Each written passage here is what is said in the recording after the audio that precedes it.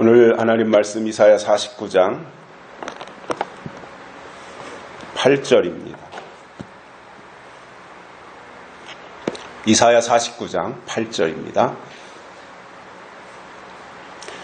여호와께서 또 가라사대 은혜의 때에 내가 네게 응답하였고 구원의 날에 내가 너를 도왔도다.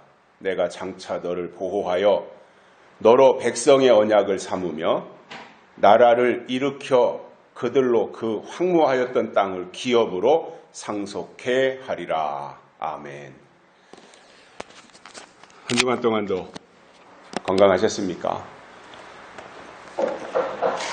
요즘 우리가 발붙이고 살아가는 이 세상을 보면 사실과 다르거나 또는 억지로 왜곡해서 만든 가짜 뉴스들이 부쩍 늘어나고 있습니다.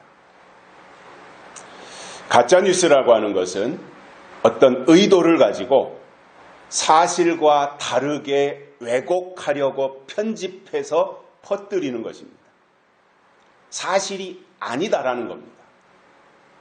최근에 대표적인 가짜 뉴스를 꼽는다면 MBC 방송에서 퍼뜨린 윤석열 대통령이 미국 바이든을 향해서 비속어를 썼다라고 하는 것은 아마 최근 들어서 가장 악독한 가짜 뉴스일 것입니다.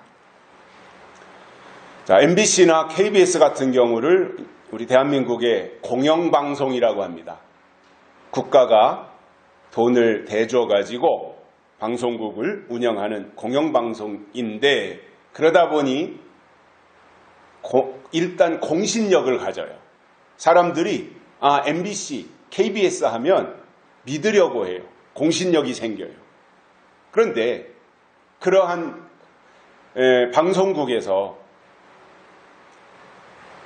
왜곡된 사실을, 왜곡한 내용을 가지고 가짜 뉴스를 보도한다면 일단 그 매체가 공영방송이다 보니 믿으려고 한단 말입니다. 왜냐하면 사실 여부는 파악할 길이 없잖아요.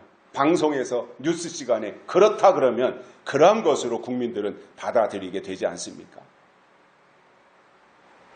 다행스럽게 요즘은 사실을 보도하는 유튜브라든가 이러한 것들이 많이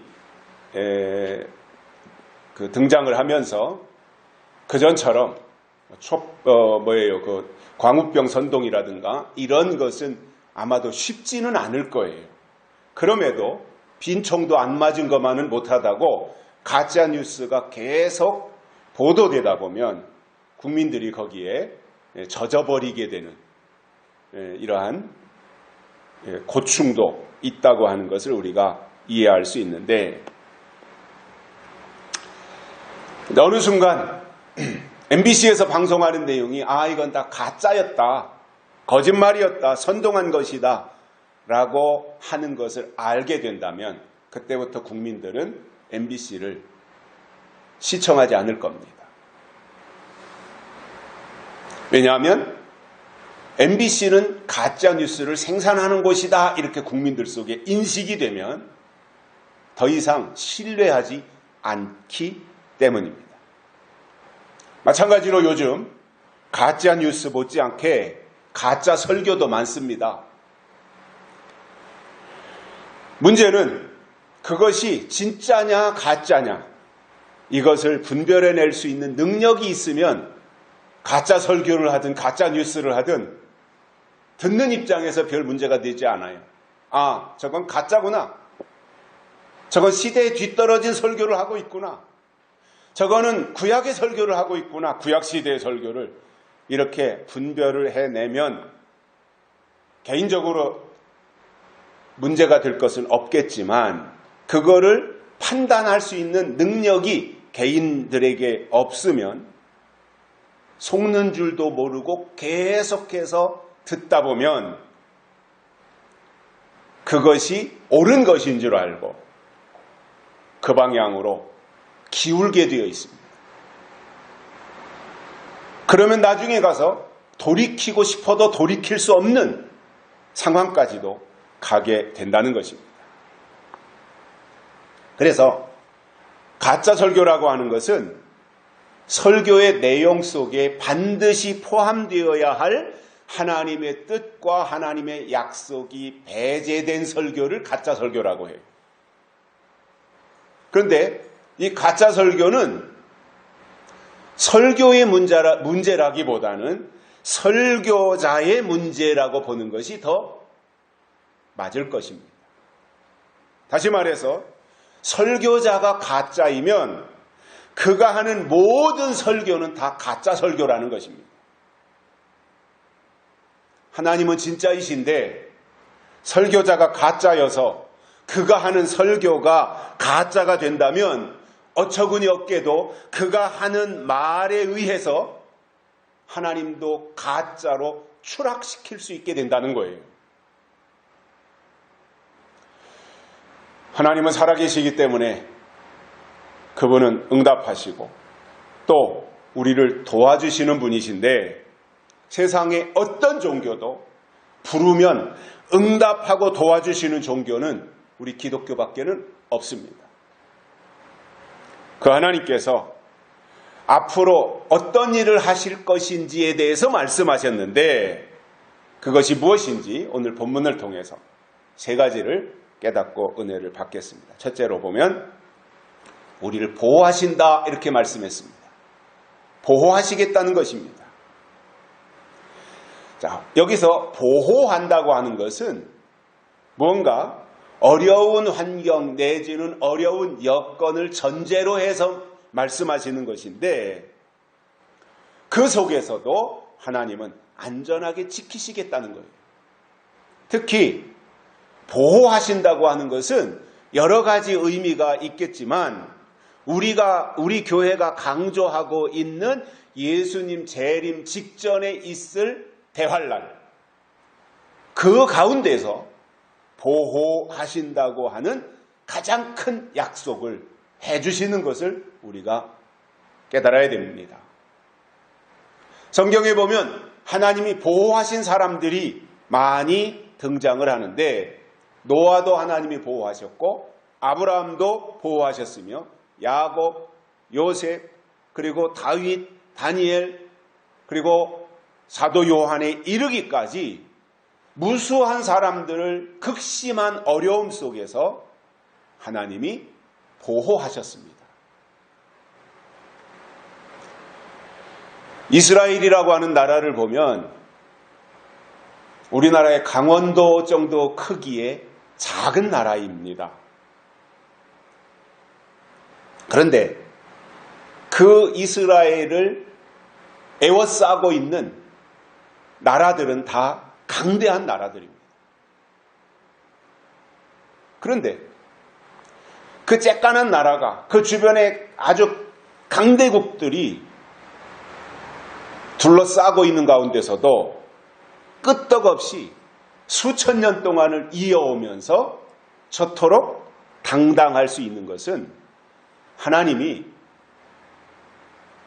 욕단 족속 중에서 벨렉 족속을 쓰시려고 계획하셨기 때문에 그동안 이스라엘을 하나님이 철통같이 보호하셨던 것입니다. 그래서 사명이 있는 나라, 사명이 있는 민족, 사명이 있는 교회, 사명이 있는 사람은 하나님이 끝까지 지키고 보호하실 것입니다. 왜 그렇습니까? 사명이 중요하기 때문에 그런 것입니다. 이사야 31장 5절에 보면 하나님이 보호하시는 대상이 나옵니다. 누구를 하나님이 보호하시느냐? 이렇게 말씀하고 있습니다. 새가 날개치며 그 새끼를 보호함같이 나 만군의 여호와가 예루살렘을 보호할 것임이라 이렇게 말씀하고 있습니다. 자, 예루살렘이라고 하는 것은 구약에서는 물론 장소적인 의미입니다. 거기에 성전이 있고 거기에 하나님이 계시고 하나님께 예배드리는 그 성전이라고 하는 것이 장소적인 의미를 가지고 있었습니다. 구약에서는. 그러나 더 중요한 것은 예루살렘이라고 하는 성전이 있었던 그 장소. 그러니까 그 이전으로 솔로몬이 예루살렘 성전을 지었지만 그 이전으로 거슬러 올라가면은 아브라함이 독생자 이삭을 제물로 드리던 장소가 있지 않습니까? 모리아산에 올라가서 그 장소에다가 솔로몬이 예루살렘 성전을 지었던 것입니다. 특별한 의미가 있는 장소가 되는데, 그래서 예루살렘 하면 장소적인 의미, 지역적인 의미를 포함하고 있지만 더 중요하게 이러한 의미가 있습니다. 이는 율법이 시온에서부터 나올 것이요 여호와의 말씀이 예루살렘으로부터 나올 것임이니라고 하는 이사야서 2장 3절에 나오는 말씀이, 예루살렘이라고 하는 것은 주의 말씀이 생산되는 곳, 주의 말씀이 나오는 곳, 주의 말씀이 전파되는 곳을 예루살렘이다, 이렇게 이사야 선지자가 말씀하고 있더라는 거예요. 그래서 저는 지금도 그렇게 생각합니다.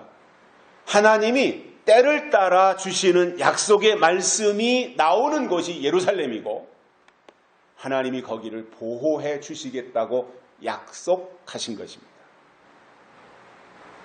이것은 마치 가뭄이 와도 물이 마르지 않고 사시사철 생수가 솟아나는 샘물을 사람들이 소중히 여기고 보호하는 것처럼 하나님의 말씀이 생수처럼 나오는 예루살렘과 같은 사명이 있는 교회를 하나님이 그렇게 보호하신다는 거예요. 시편 122편 6절에서는 이렇게 말씀합니다. 예루살렘을 위하여 평안을 구하라. 예루살렘을 사랑하는 자는 형통하리라. 이렇게 말씀하고 있습니다. 그래서 다니엘은 하루에 3번씩 예루살렘을 향하여 창문을 열어놓고 하나님께 기도했더니 그 과정 속에는 견디기 힘든 고난과 어려움이 있었지만 나중에 가서 보니까 결과적으로는 다니엘이 형통하더라는 것입니다. 사람들을 상대해 보면 대부분이 세상을 사랑하고 사람을 사랑하며 물질을 사랑하는 것을 봅니다. 물론 우리들 속에도 다 그런 요소가 있을 것입니다. 그런데 시편 기자는 이렇게 말씀합니다. 예루살렘을 사랑해야 평안하고 형통해진다, 이렇게 말씀하고 있습니다. 그래서 우리의 관점이 세상을 향하고 사람을 향하고 물질을 향하던 것에서 하나님으로 돌려놓아야 형통하고 하나님이 보호하시는 혜택을 입을 수 있다는 겁니다. 그렇다고 해서 이 세상에서 사람을 사랑하지도 말고 돈 보기를 돌처럼 생각하고 이렇게 세상과 별개로 동떨어진 삶을 살아가야 된다고 하는 요구가 절대로 아닙니다. 우리는 이 세상에서 함께 사는 사람들이기 때문에 이 세상의 어떤 제도나 이 세상의 기본적인 가치를 저버리고는 살 수 없는 거예요. 그래서 사람과 사람이 어울리면서 살아가게 되어 있습니다. 또 일을 해서 돈을 벌어야 이 세상을 좀 더 윤택하게 살아갈 수 있는 것입니다. 아무것도 안 한다고 생각해 보십시오. 하나님이 돈을 사랑하지 말라 그랬으니까 나는 돈은 포기하고 아무것도 하지 아니하고 나는 그냥 산속에 들어가서 기도만 하며 살겠다. 며칠 견딜 것 같습니까? 그거는 성경을 잘못 이해한 것입니다. 성경의 기본 사상이 뭐냐면 일하기 싫거든 먹지도 말아라고 하는 것이 기본적인 사상입니다. 그리고 사람들과의 관계 속에서 내가 그냥 저 사람을 아무런 목적도 없이 내 마음에 드니까 내가 좋아하는 사람이니까 그냥 사랑한다라고 하면은 세상 사람들과 다를 것이 없겠지만 목적을 가지고 나는 저 사람에게 내가 가지고 있는 신앙과 내가 만난 하나님을 저 사람에게 주입해서 저 사람도 나로 인하여 하나님을 만나서 하나님의 사람으로 살아갈 수 있도록 해야 되겠다. 이런 목적을 가지고 그 사람에게 다가가고 그 사람에게 친절을 베풀고 이렇게 공유하면서 나간다면 그것은 아름다운 모습이 될 것입니다. 제가 시한부종말론을 싫어하는 이유 중에 하나가 이런 것입니다. 시한부종말론은 다 내버리고 포기하라 그럽니다. 왜냐? 어떤 특정한 날짜 정해놓았기 때문에 그 날짜 정해놓은 그 날짜에다가 모든 것을 맞춰서 공부도 하지 말아라. 학교도 가지 말아라. 직장도 다니지 말아라. 돈도 벌지 말아라. 사업도 하지 말아라. 장사도 하지 말아라. 오직 자기들이 강조하는 시한부종말론 자기들이 강조하는 그 말만 들어라. 이렇게 하는 것은 사람들을 다 멸망으로 끌고 가겠다고 하는 것입니다.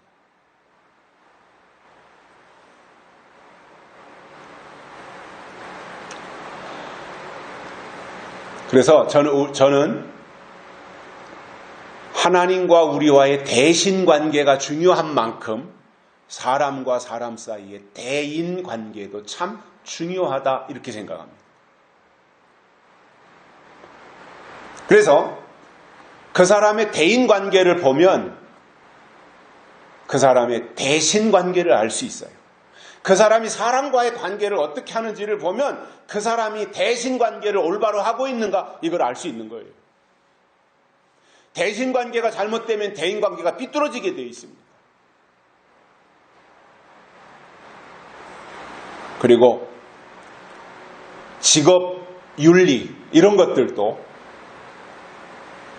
엉뚱한 방향으로 나가는 거예요.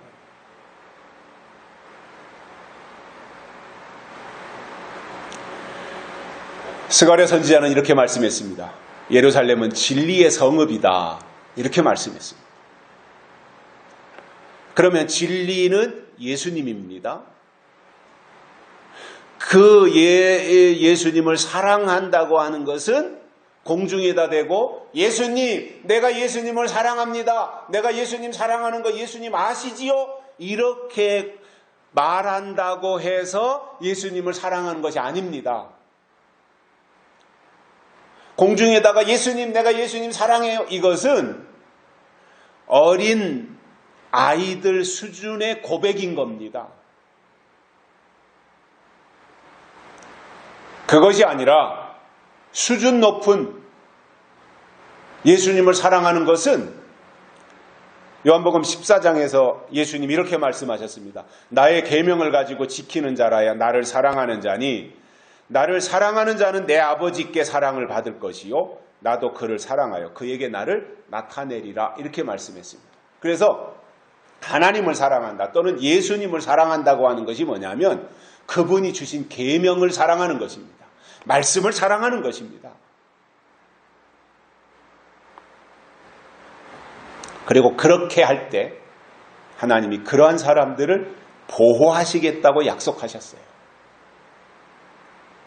계시록 9장 4절에 보면 땅의 풀이나 푸른 것이나 각종 수목은 해하지 말고 오직 이마에 하나님의 인 맞지 아니한 자들만 해하라 이런 말씀이 나옵니다. 이것은 황충이에게 하신 말씀이에요. 그러면 황충이는 다섯째 나팔에 무저갱으로부터 올라온다고 되어 있습니다. 그리고 나와서 하는 일은 이마에 인 맞지 아니한 자들만 해하는 일을 하기 위하여 나오는 것이 황충이입니다. 다섯째 나팔 거짓 선지자지요. 그러므로 황충이가 다섯째 나팔에 무저갱이 연기 가운데서 올라와서 해와 공기를 다 어둡게 하고 미혹하는 일을 하게 되는데 그 이전에 황충이가 나오기 전에 하나님의 인치심을 받으면 그는 황충이의 해를 받지 않도록 하나님이 보호하신다고 하는 것이 계시록의 약속인 것입니다. 다니엘의 세 친구들을 보면 평소보다 7배나 더 뜨겁게 달군 풀무불 속에서 하나님이 그들을 보호하셨습니다. 황충이가 나올 때 황충이로부터 보호하듯이 풀무불 속에 들어갈 때도 하나님의 사람들은 하나님이 보호하시더라는 거예요. 그러니까 현상과는 상관이 없어요. 하나님이 보호하시는 것은 내가 처한 상황이나 내가 닥친 어떠한 현상과는 상관이 없다는 거예요. 아니, 평소보다 7배나 더 뜨거운 풀무불은 모든 것을 다 녹여버리지 않겠습니까? 당진의 현대제철에 가면, 아니면 포항제철에 가면 그 철광석을 갖다가 녹여가지고 쇳물을 뽑아내서 쇠를 만듭니다. 그러니까 그 철광석을 가져다가 녹여서 쇳물을 만들기 위하여 그 온도를 얼마나 높이겠어요. 그래야만 거기에서 쇳물이 나와가지고 철근도 만들고 철판도 만들고 이러한 작업을 하지 않겠습니까? 모든 것을 녹여요. 한 번씩 이제 뉴스에 나오다 보면 당진의 현대제철 그 쇳물을 녹이는 그거를 이제 고로라 그러는데 고로 위에 올라가서 작업하다가 그만 발을 헛디뎌서 떨어져서 그 고로 속으로 빠진 거예요. 그러면 쇳물을 다 녹이는데 사람이 들어가면 거기에서 형체가 있겠습니까? 다 녹아 없어지겠죠. 참 안타까운 소식들인데, 자, 평소보다 7배나 더 뜨겁다면 거기에 들어가는 모든 것은 다 잿더미가 되고 마는 것이 아마 상식일 것입니다. 그런데 7배를 뜨겁게 하든 70배를 더 뜨겁게 하든 하나님의 사람은 하나님이 보호하신다는 거예요.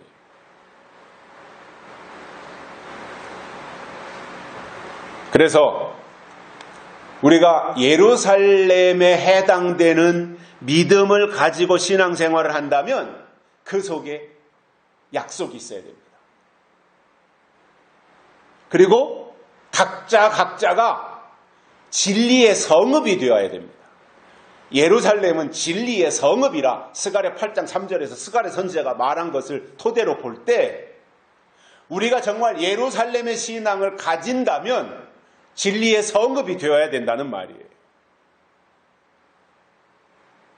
그런데 정작 있어야 될 것은 없고 겉만 번지름하고 이름만 예루살렘이라고 부르며 교회의 직분으로 포장은 했는데 그 속에 진리가 없다면, 약속이 없다면 예루살렘은 성립되지 않는다는 말입니다.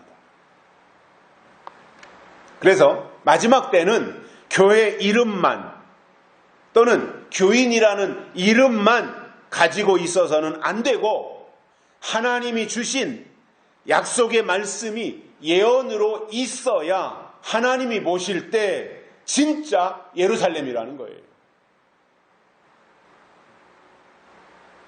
어떤 사람은 성경에서 예루살렘 이렇게 강조하고 새 예루살렘까지 이렇게 이어지는 것을 보면서 예루살렘이 되어야 된다. 그 말을 강조하기 위하여 교회 이름을 예루살렘이라고 해야 그 사람이 예루살렘이다. 이렇게 말하는 사람이 있어요. 저는 참 그렇게 말하는 사람을 보면 참 용감하다 이렇게 생각이 들어요. 교회 이름을 예루살렘 교회라고 했기 때문에 거기가 예루살렘이다? 아니, 그러면 교회 이름을 시온산 교회 이렇게 하면 거기가 시온산인가요? 교회 이름을 안디옥 교회 이렇게 했으면 거기가 안디옥인가요?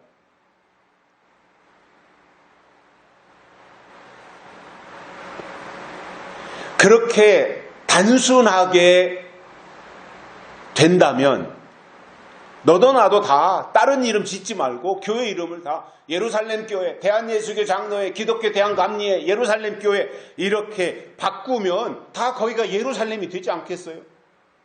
아니 그거 할 줄 몰라서 예루살렘 교회라는 이름을 안 붙이겠습니까? 그게 아니라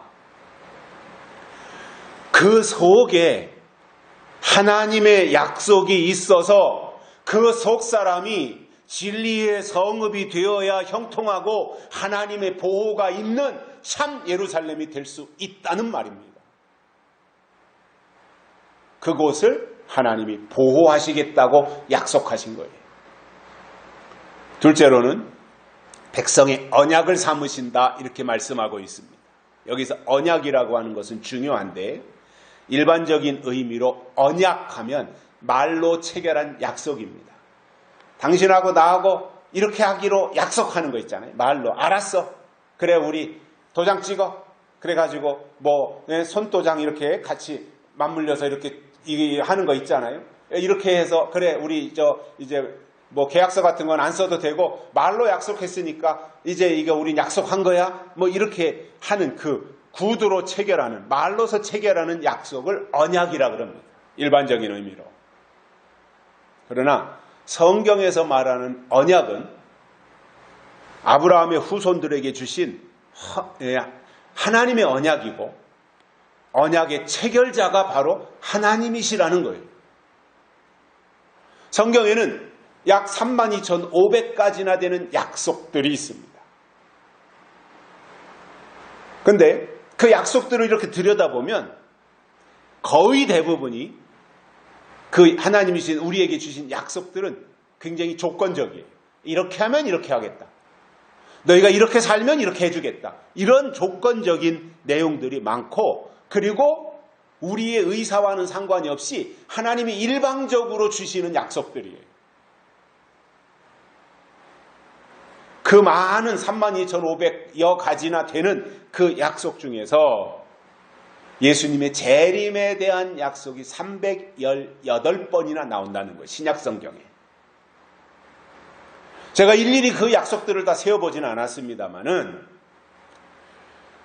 제가 볼 때 32,500가지나 되는 약속 중에서 예수님이 다시 오신다는 약속은 아마도 단일 약속, 한 가지를 가지고 하는 약속 중에서 가장 많은 분량을 차지하지 않을까 이렇게 생각을 합니다. 창세기에 보면 두 가지 언약이 등장합니다. 하나는 아브라함을 통해서 주신 이스라엘 백성들과 하나님 사이에 맺어진 민족적 언약으로서 할례를 주셨던 것입니다. 이게 아브라함과 맺은 언약입니다. 하나님과 이스라엘 백성들 사이에 언약을 체결하면서 그 언약의 표시로서 할례를 행한 것. 이것이 아브라함을 통해서 히브리 민족들에게 주신 언약이었습니다. 다른 하나는 노아를 통해서 다시는 물로 심판하지 않겠다고 하시며 무지개를 통해서 주신 언약입니다. 무지개 언약이라 그러죠. 이것은 모든 인류에게 적용되는 것으로 아브라함을 통해 주신 할례의 언약은 히브리 민족에게만 해당이 되었어요. 그런데 노아의 무지개 언약은 모든 인류에게 다 해당되는 거였어요. 그리고 아브라함에게 주신 할례의 언약은 계속해서 구약성경 내내 지켜야 될, 지속해서 지켜야 될 언약이었지만 노아의 언약은 단 1회적인 언약이었습니다. 홍수 사건 때, 노아의 방주 사건 때 이제는 물로 심판하지 않겠다고 하는 단 1회적인 사건이었던 것입니다. 그 이외에도 성경에 보면 이삭, 야곱과 맺은 언약이 나오는데 이것은 모두 구속사에 있어서 최고의 정점인 예수님과 그의 구속사역에 초점을 맞추고 있다는 것입니다.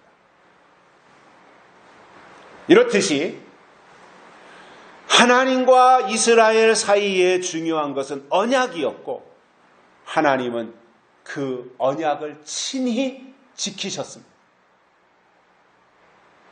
하나님은 한 번도 언약을 파기하신 적이 없습니다. 대표적으로 히브리 민족을 애굽에 들어가게 한 지 430년 만에 출애굽을 시킨 것은 하나님의 약속을 이루시기 위한 전략이었던 것입니다. 오늘 이 부분을 다시 정리하면 지금도 하나님을 믿는 분들이 가장 중요하게 생각할 것은 건물 교회가 아니라 하나님이 주신 언약, 즉 약속에 있다고 하는 것을 우리가 잊어버리지 말아야 됩니다. 그래서 정말 하나님이 다시 오실 것을 믿고 기다리는 약속의 사람들은 눈에 보이는 어떤 현상, 기사와 이적과 이러한 것에 마음을 뺏길 것이 아니라 성경을 통해서 주시는 하나님의 약속을 믿어야 되고,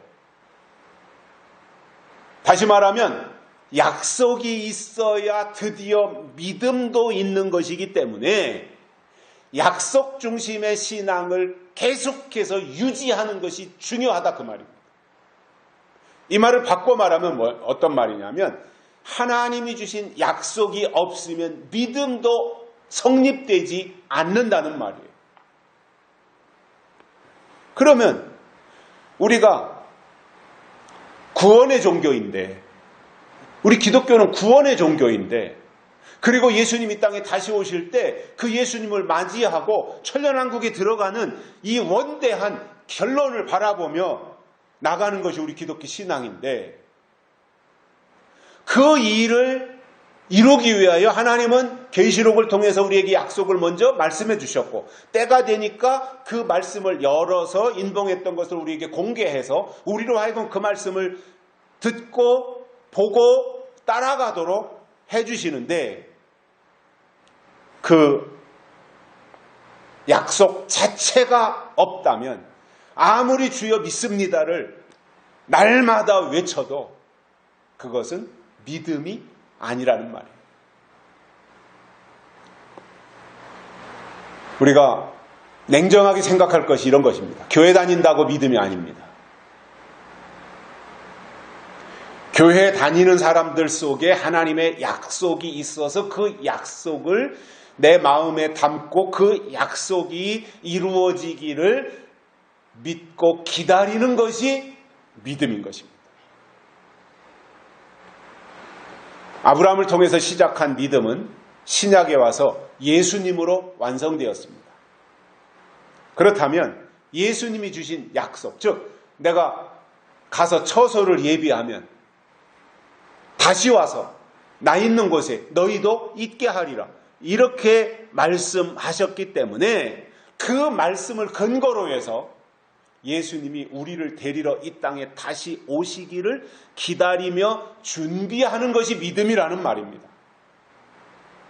물론 기도 생활 필요합니다. 헌신해야 됩니다. 충성이나 봉사나 전도나 해야 됩니다. 헌금 생활 필요합니다. 그러나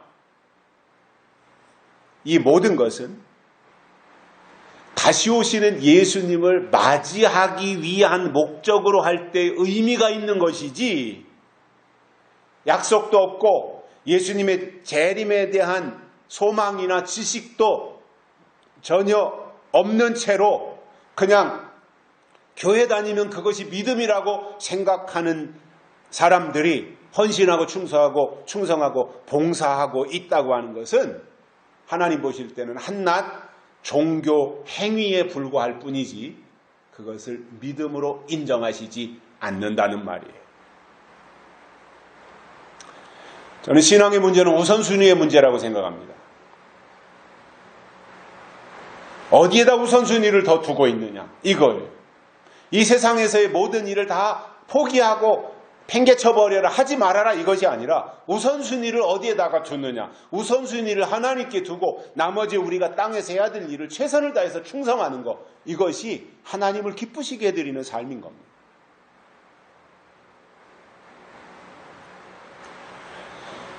그래서 성경은 하나님이 주신 약속들을 기록한 책이고, 우리가 하나님을 믿는 것은 하나님이 주신 약속을 믿는 것입니다. 저는 이런 관점에서 성경을 이해하기 때문에 창세기도 중요하고 마태복음도 소중하지만, 그것은 이미 다 이루어진 일을 기록한 거예요. 창세기, 하나님이 이렇게 천지를 창조하셨다.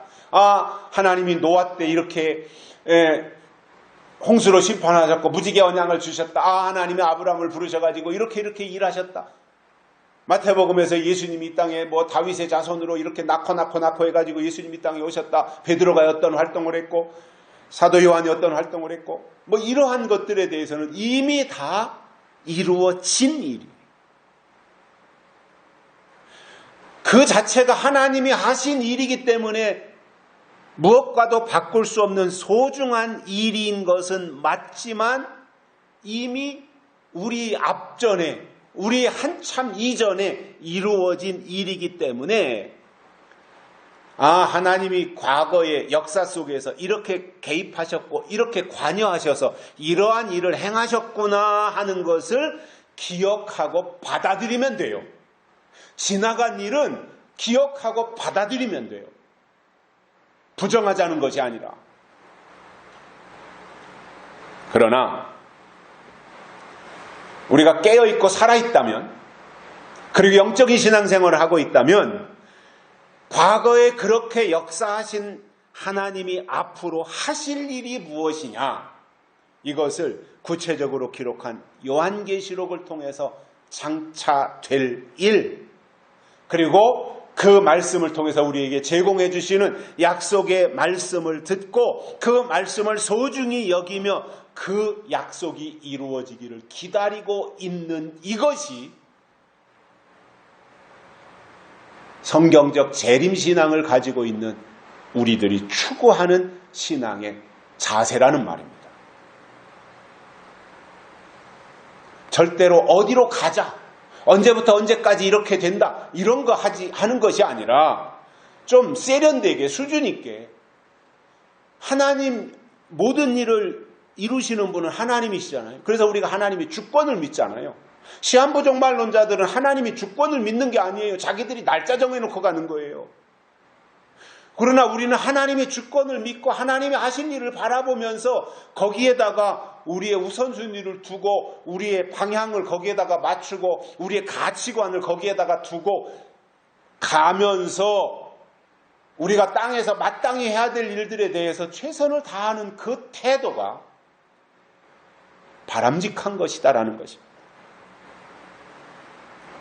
앞으로 하나님이 정한 때가 되면 하나님은 백성의 언약을 삼으시겠다고 하셨기 때문에 그 약속하신, 언약하신 그 일을 반드시 이루실 것입니다.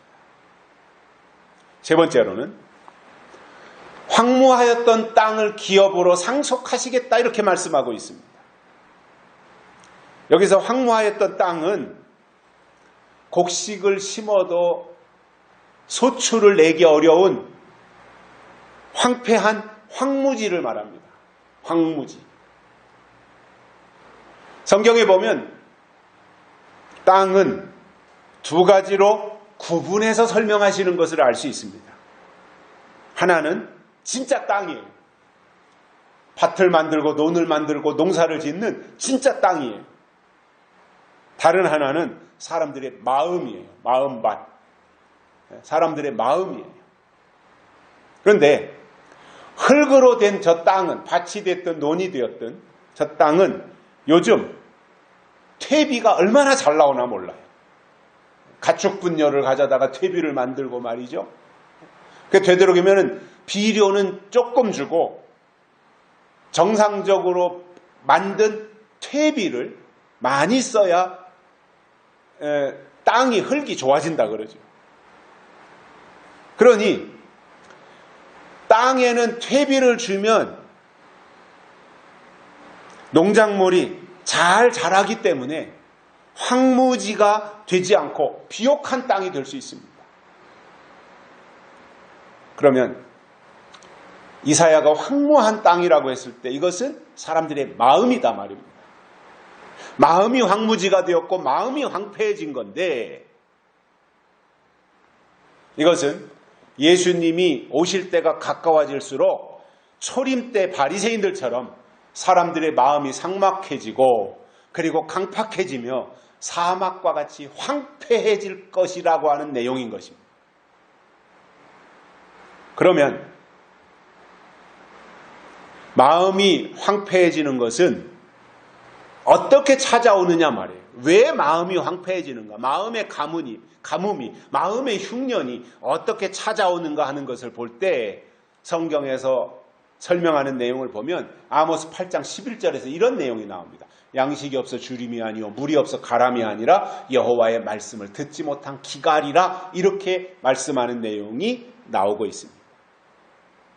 그러니까 그날 가서, 말씀의 기갈인데 그날 가서 아무리 이리 뛰고 저리 뛰면서 말씀을 찾지만 찾지 못할 정도로, 찾을 수 없을 정도로 심령의 가뭄이, 말씀의 기갈이 찾아온다 그 말이에요. 가끔씩 뉴스를 보다 보면 이 세상에는 이렇게 좀 공평하지 못하다고 해야 되나요? 어느 곳에는 홍수가 나서 막 난리법석인데 어느 쪽에서는 또 기근이 들어가지고 흉년이 들어가지고 비가 안 와서 막 아우성이고 동물들도 다 탄식하고 있는 이러한 모습들을 뉴스에서 보여주는 것을 보게 되는데, 물론 농부나 목축업을 하는 사람들이나 이런 분들을 생각하면 땅의 가뭄도 찾아오면 안 된다, 이렇게 기본적으로 생각을 합니다. 그러나 우리가 영적으로 볼 때 땅의 가뭄보다 훨씬 더 심각한 것은 말씀의 흉년이고, 이것은 믿는 자들의 마음속에 찾아오는 영적 기갈이더라는 거예요.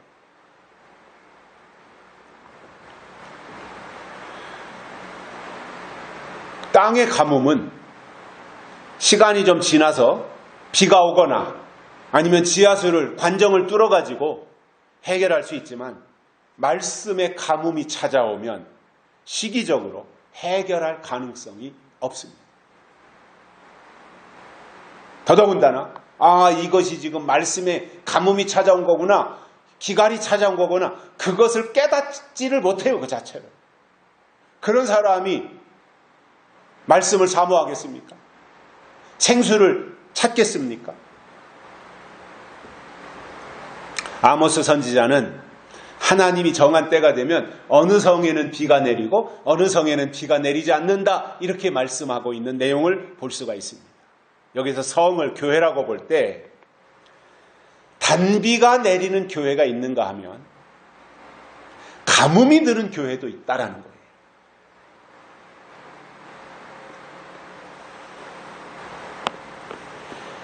비는 성령을 의미합니다. 이른 비, 늦은 비, 이렇게 말하잖아요. 비는 성령을 의미하는데, 비가 없다는 것은 더 이상 성령의 은혜가 없는 변질된 교회, 하나님의 영이 떠난 교회, 말씀이 없는 교회를 의미하고 있습니다. 마가 다락방에 성령이 오신 이후에 시작한 것이 교회예요. 그래서 교회를 시작한 것은 성령이에요. 마가 다락방에 성령이 임해서 교회가 시작됐으니까, 초대교회가. 그래서 교회를 시작한 것은 성령이고, 초대교회의 대부흥을 이룬 것도 성령이며, 교회의 생명 또한 성령인데, 성령이 내리지 않는다고 상상을 해보십시오. 거기가 교회이겠습니까? 계시록 6장에 보면 무화과나무의 선과 실이 대풍에 다 떨어지듯이 하늘의 별들이 떨어진다 그랬는데, 이것이 바로 비가 내리지 않는 메마른 교회의 현상들을 그렇게 설명하는 부분이기도 합니다. 여러분, 교회를 구성하는 핵심이 있습니다. 하나는 말씀이고 하나는 성령입니다. 말씀과 성령, 이것이 교회를 구성하는 핵심이 되는데, 그렇다면 교회는, 또는 믿는 자들은, 또는 설교자들은 여기에 매달려야 돼요. 말씀에 매달려야 되고 성령에 매달려야 되는 거예요. 그래야 교회의 생명을 유지할 수 있고, 각자의 심령의 밭, 마음밭을 비옥하고 윤택하게 만들 수 있습니다. 그런데 말씀과 성령에 대한 부분은 소홀히 하면서 인본주의에 매달리고 어떤 수단과 방법이나 찾고 기복신앙으로 치우친다면 바른 신앙을 가질 수 있겠느냐 그 말입니다. 히브리서 5장 12절에서 14절에 보시면 어린아이와 장성한 자에 대한 비교의 말씀이 나옵니다. 어린아이는 어떤 사람이고 장성한 자는 어떤 사람이다. 그래서 어린아이는 젖을 먹지만 장성한 자는 단단한 식물을 먹는다. 이렇게 말씀하고 있습니다. 먹는 음식의 차이가 있다는 거예요. 어린아이가 먹는 것은 제한되어 있어요. 젖이나 먹고 우유나 먹는다고. 그런데 장성한 자는 단단한 식물을 먹는다. 이렇게 말씀하고 있다는 것입니다. 그렇다면 신앙생활을 우리가 해나가는 과정 속에서 10년이 지나고 20년이 지났다면 거기에 걸맞게 단단한 식물을 먹고 그것을 거뜬히 소화시킬 수 있는 능력을 갖춰야 되는데 맨날 복이나 받으려고 하고 맨날 우유나 먹겠다고 한다면 정상적으로 성장할 수 있겠냐는 거예요. 어린아이가 태어나서 5살이 되고 10살이 되는데도 맨날 우유만 먹는다면 정상적으로 성장할 수 있습니까? 신앙도 똑같은 거 아니에요? 속사람이 성장하는 건데, 영적으로 성장하는 건데. 우리의 마음, 우리의 정신, 이런 것도 그렇잖아요. 신체가 커가는 것만큼 좋은 선생님들을 만나 좋은 교육을 받고 또 내가 좋은 책을 선택해서 그 책을 읽고 세계 명작이라든가 이런 것을 읽으면서 내가 교양을 쌓고 지식을 함양하고 이러면서 내 지식이 성장하는 거잖아요. 내 인격이 성장하는 거잖아요. 그래서 내가 신체가 성장하는 것만큼 내 지식도 성장하고 인격도 성장하고 이렇게 같이 발맞춰 가야 정상적으로 20살이 되면 20살에 걸맞게 30살이 되면 30살에 걸맞게 어디 가서 대화를 하더라도 공통적인 대화를 할 수 있는 것이고 어떤 사물을 보더라도 잘잘못을 스스로가 판단하고 파악할 수 있는 역량을 갖추지 않겠습니까? 신앙도 똑같지 않겠냐는 거예요. 10년, 20년, 30년 신앙생활을 했다면 거기에 걸맞게 내 속사람이, 내 믿음이, 내 영성이 점점점 높은 차원으로 올라가 있어야 거기에서 하나님의 일을 한다든가 아니면 뭔가 세상의 일, 악한 영들의 역사를 분별해낼 수 있는 능력을 갖출 수 있게 된다는 거예요. 여기서 젖은 영적으로 갓 태어난 아이처럼 말씀의 초보 단계를 말합니다.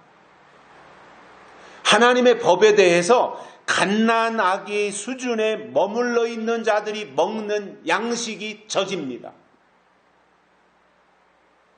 어린아이는 소화 기능이 약하기 때문에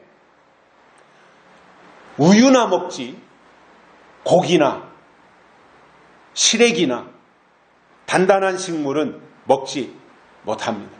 소화시킬 수가 없는 겁니다. 그러나 그러한 과정 단계 거치면서 장성하면 고기를 먹든 부침개를 먹든 보리밥에다 그냥 고추장을 넣어가지고 그냥 벅벅 비벼가지고 거기다 깍두기도 넣고 이렇게 해가지고 비벼서 먹든 상관없이 거뜬하게 다 소화시킬 수 있는 겁니다. 이게 장성한 사람인 것입니다. 그리고 장성하면요 자유함이 있는 거예요. 그 자유함이 뭐냐면 장성한 자는 우유 한두 잔, 장성한 자가 우유 한두 잔 마신다고 문제가 되는 거 아닙니다. 어린 아이가 고기를 먹으면 배탈이 날 수 있고 소화를 못 시켜서 체할 수 있지만 장성한 자가 우유 한 컵 마신다고 문제가 되는 거 아니에요. 장성했느냐 장성하지 못했느냐가 중요한 것이지 장성한 자는 우유는 어린애나 먹는 것이고 우유는 이건 초등학문이고 우유는 안 먹어야 되고 우유는 배척해야 된다. 이것이 아니라 장성한 자는 우유를 먹든 밥을 먹든 미역국을 먹든 콩나물을 먹든 상관없이 그 상황에 맞춰서 적절하게 먹을 수 있는 이 자체가 진정한 자유라는 거예요. 하나님은 우리를 자유인으로 만들기를 원하십니다. 진리를 알지니 진리가 너희를 자유케 하리라. 하나님이 우리를 자유케 하려고 자유를 주셨다, 이렇게 갈라디아서에서도 말씀하고 있습니다. 그러므로 다시는 종의 멍에를 매지 말라는 거예요. 어린아이의 단계로 내려가지 말라는 거예요. 장성하게 되었고 단단한 식물을 먹는 단계가 되었고 자유인의 단계가 되었으면 거기에서 더 발전해서 더 높은 뜻을 깨닫도록 해야지, 맨날 그 수준에 올라갈 생각은 하지 아니하고 어린아이의 수준에만 머물러 있으면 되겠냐는 겁니다. 바울이 고린도전서 13장에서도 말씀하는 것이 있죠. 내가 어렸을 때는 말하는 것이 어린아이와 같고 생각하는 것이 어린아이와 같았는데 장성한 사람이 되어서는 어린아이의 일을 버렸노라, 이렇게 말씀하고 있어요. 장성하면 된다, 이 말입니다. 그런데 오늘날 문제가 뭐예요? 영적으로 성장하지 않는다는 거예요. 맨날 그냥 아직 초등학교에도 입학하지 않고 유치원에 다니는 정도의 수준의 신앙이 머물러 있는 겁니다. 그런 사람을 하나님이 쓰시겠냐 말이죠. 마태복음 24장 45절 46절에 이렇게 말씀합니다. 때를 따라 나눠주시는 양식을 먹어야 된다, 이렇게 말씀하고 있어요. 계시록 2장 17절에서는 감추었던 만나를 먹어야 한다, 이렇게 말씀하고 있어요. 계시록 10장에서는 작은 책을 꿀같이 먹어야 된다, 이렇게 말씀하고 있어요. 우리가 먹어야 될 양식이 무엇인지 성경은 제시하고 있습니다. 그리고 우리에게 제공해주고 있다는 사실입니다. 그렇다면 우리가 다른 것은 안 하더라도 하나님이 우리에게 먹으라고 제시하시는, 제공하시는 그것을 먹어야 되지 않겠냐는 거예요. 그러기 위해서 우리가 영적으로 분별해야 되고 영적으로 깨어있어야 되고 영적으로 성장해야 되는 거예요. 우리가 하나님을 향해서 나아가야 되고 우리가 성장하려고 하는데 계속 우리의 발목을 잡고 있는 그것을 어떻게 하든지 차단시키는 게 중요한 거지, 하나님을 향해서 우리의 속사람이 장성하는 것은 제한이 없는 겁니다. 그리스도의 장성한 분량에 이르도록 우리가 자랄 수 있게 하나님은 우리에게 허용하신 겁니다. 결론으로 구원의 하나님이 앞으로 하실 일을 성경을 통해서 우리가 깨닫는 것이 성숙한 믿음이고, 이렇게 되려면 단단한 식물을 먹어야 됩니다. 그래서 단단한 식물을 먹으려니 그 단단한 식물이 뭐예요? 반드시 속히 될 일, 장차될 일, 마땅히 될 일, 결코 속히 될 일, 계시록에 나오는 될 일, 이것이 약속이고 그 약속이 우리가 먹어야 될 단단한 식물이라는 거예요. 하나님은 그러한 사람들을 보호하시고 백성의 언약으로 삼으시며 기업을 주신다는 사실을 깨닫고 하나님만 겨냥하면서 약속에 충실한 신앙생활 하시기를 주의 이름으로 축복합니다. 살아계신 하나님 아버지, 감사합니다. 오늘 또 우리를 불러주시고 하나님의 말씀을 듣게 해주셔서 감사를 드립니다. 오늘 주신 이 말씀 우리의 마음판에 새기고 우리의 기억 속에 담아서 주님 오시는 그날까지 하나님이 장차 하실 일을 기대하면서 바라보면서 기억하면서 기다리면서 살아갈 수 있는 저희들 되도록 복을 내려 주옵소서. 다시 오실 예수님의 이름으로 간절히 기도드리옵나이다. 아멘. 찬송가 492장 부르시면서 헌금 드리시겠습니다.